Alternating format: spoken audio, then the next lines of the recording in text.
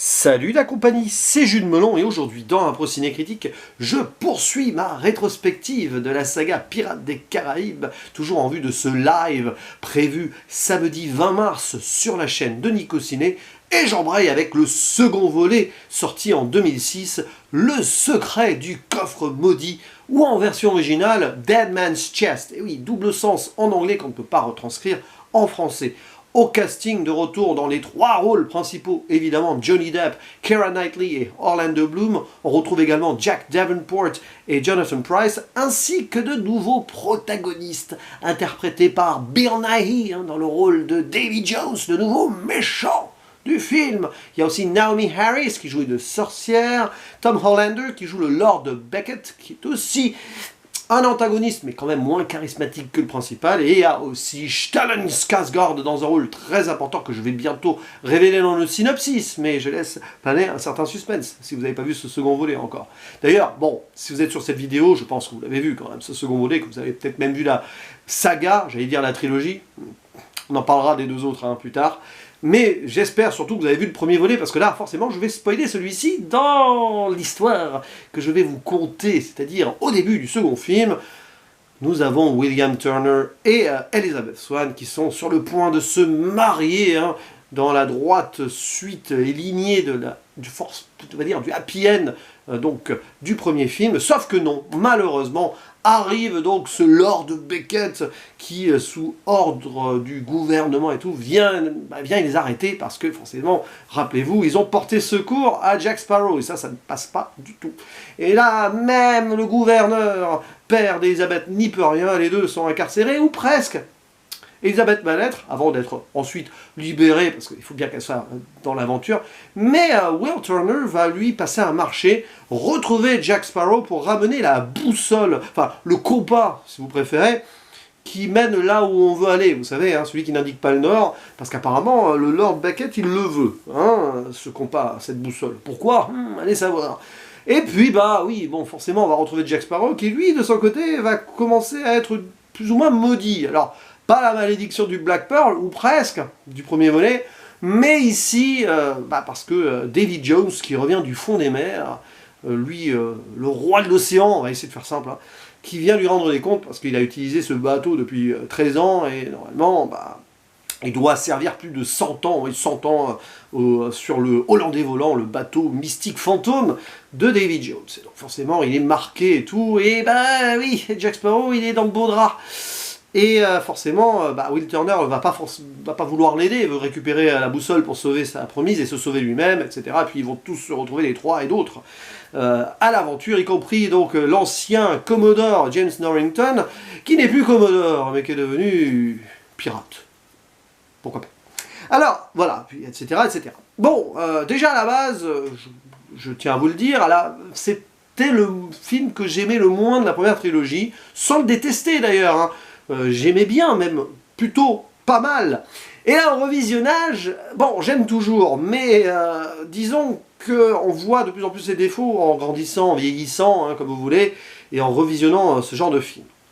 Il faut l'accepter tel quel, et c'est comme le premier film, évidemment, c'est du pur divertissement. C'est une production Disney, ça se sent, ça se voit dans l'écriture des personnages, dans le côté gaguesque des situations, mais c'est encore plus forcé que le premier volet. Heureusement, par rapport à ce premier volet toujours, pour équilibrer, c'est aussi plus épique, plus spectaculaire. Et il y a des scènes qui sont très bien, quand même. Et évidemment, tout ce qui tourne autour de Davy Jones, c'est très bien, c'est un personnage profond, sans faire de mauvais jeu de mots, il le sera encore plus par la suite. J'aime cet antagoniste-là, qu'on voit méchant, mais c'est plus par malédiction qu'autre chose qu'il est. Bon, ça fait un peu Barbossa quand même, mais là, on a une dimension mythologique en plus, clairement, avec l'océan, etc. Et après, Jack Sparrow, si vous l'avez aimé dans le premier volet, vous allez l'adorer ici. Toujours en mode maladroit, on ne sait pas trop, peut-être moins très très fourbe que dans le premier, on sent qu'il grandit aussi en humanité, mais toujours, c'est amusant ce qui lui arrive. Alors amusant oui, mais bon, le film sur ces 2h30, il y a quand même des moments où tu te dis, bon allez, c'est étiré un petit peu exprès pour que ce soit fun, oui. Évidemment, tout ce qui se passe au début sur l'île des cannibales, là, je ne sais plus son nom, ouah, c'est quand même un poil pénible, même si c'est intense, dans un certain sens, l'histoire de ces cages construites avec des os humains et tout, mais la façon dont tout ce petit beau monde s'échappe, là, parce qu'il y a le Black Pearl qui est échoué, et puis donc on se retrouve avec Will Turner, Jack Sparrow, tout ça, bon, Jack Sparrow qui est pris pour le dieu, mais comment le dieu, il doit être mangé pour devenir voilà, une divinité véritable sortie de sa condition humaine. Bon, bah oui, mais alors, voilà, c'est trop long pour ce que c'est. C'est amusant, oui, bien sûr, mais c'est trop long. Voilà, c'est un exemple. Avec le chien, par exemple, ce fameux chien qu'on retrouve dans la scène du post-générique. D'ailleurs, entre parenthèses, c'est pas vraiment un spoiler, on peut s'inquiéter pour le destin du chien, hein, quand on arrive là. Bon, de toute façon, c'est très tertiaire, voire même très anodin, mais oui, c'est la scène post-générique. Voilà, je m'en souvenais même plus, à vrai dire. Et donc voilà, il se passe des trucs, mais après, oui, dès qu'on tourne autour de Davy Jones, c'est beaucoup plus intense. Et bien sûr, le personnage de Stellan Skarsgård, on l'attendait dans le premier volet, on était sûr que ça allait finir par revenir d'une certaine manière, mais évidemment, ce monsieur joue, donc, enfin, voilà, ce personnage, c'est le père, ou Bill le Bottier, un Bill Turner de William, et il va y avoir tout un arc autour de Will et Bill, le père et le fils et le père, si vous préférez.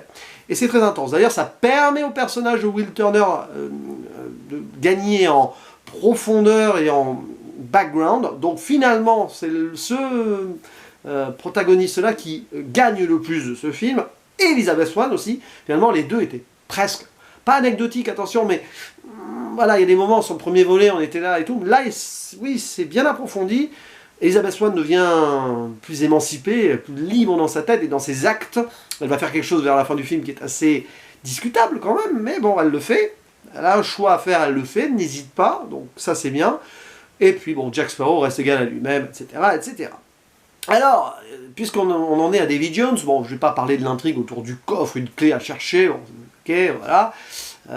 Pourquoi Dead Man's Chest d'ailleurs? Parce que chest c'est la poitrine aussi, visiblement il y a quelque chose en lien avec ce qui se passe. Qu'est-ce qu'il y a dans la poitrine d'un homme à votre avis? Bon ben voilà, hein, le coffre détient ceci, mais je fais pas de spoiler, mais vous voyez l'idée, quoi. De toute façon, peu importe. Hein. Et donc, ce qui est intense et fort, c'est le côté sombre et dark et très épique de tout ce qui tourne autour de Davy Jones. Évidemment, la forme humanoïde de ces morts vivants, ou presque, de ces maudits qui ont fusionné avec des crustacés, des poissons et tout. Et c'est fort parce que c'est du CGI, hein, et ça se voit pas trop pour l'époque, c'est quand même super bien fichu. Remarquez, le premier volet, il y avait des squelettes, là on a ces hommes poissons, hommes crustacés, comme vous voulez.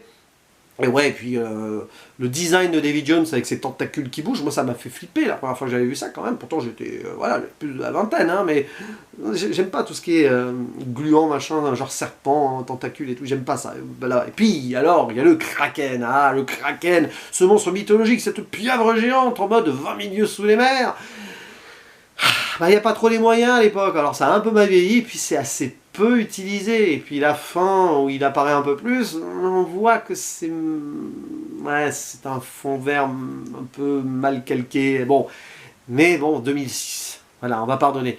Mais j'ai toujours été un petit peu, pas déçu, mais le Kraken, quoi, il y avait quelque chose de très fort là à faire, bon, voilà, après c'est pas grave, hein, j'aime bien les monstres, comme ça et tout, quand même. Bon, mais voilà, c'est secondaire.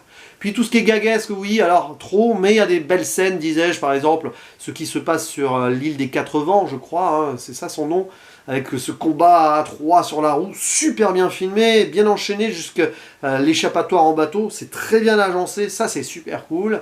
Même si ça traîne en longueur sur certains trucs, voilà un peu, mais c'est fun, et là, alors, le côté maladroit, gaguesque de Jack Sparrow, on l'accepte parfaitement. Toujours pour cette histoire de clé, là, et tout. Et puis il y a le final, qui est intense, qui a quelque chose de fort, mais comme on avait déjà le troisième volet de prévu à l'époque, tu parles du suspense ou pas. D'ailleurs, finalement, le film dégoupille celui-ci de suite dans la scène finale, où on apprend quelque chose qui lance le troisième volet. Bon, alors du coup, ouais, c'était fort, il y a un côté tragédie, héroïque même, par défaut, mais héroïque quand même, autour du personnage de Jack Sparrow, voilà, qui a une force, une grandeur sur cette finalité-là, mais bon, voilà. Et sans en dire plus sur le final, parce que je vais quand même pas spoiler si vraiment vous avez vu que le premier et pas vu le second encore, on ne sait jamais. Voilà, donc c'est mon avis sur ce film, finalement, ouais, je l'aime bien, mais je vois plus de défauts que le premier, parce que c'est plus dans le too much, et s'il y a du très bon, il y a aussi du très moyen en too much. Donc ça s'équilibre. Je vais pas descendre en dessous de 7 sur 10 comme le premier. Mais je suis gentil sur le 7 sur 10 ici, oui, je l'avoue. Mais bon, c'est du divertissement, c'est spectaculaire, c'est quand même du bon Disney, et puis c'est tout ce qu'on demande quand on regarde ce genre de film-là, l'aventure des pirates et tout, voilà. Et puis ça annonce un troisième volet que j'aime beaucoup, personnellement, enfin que j'aime encore plus. Je crois, à revoir du coup. Allez, je vous dis à la prochaine, et sûrement à la semaine prochaine pour le 3. Ciao.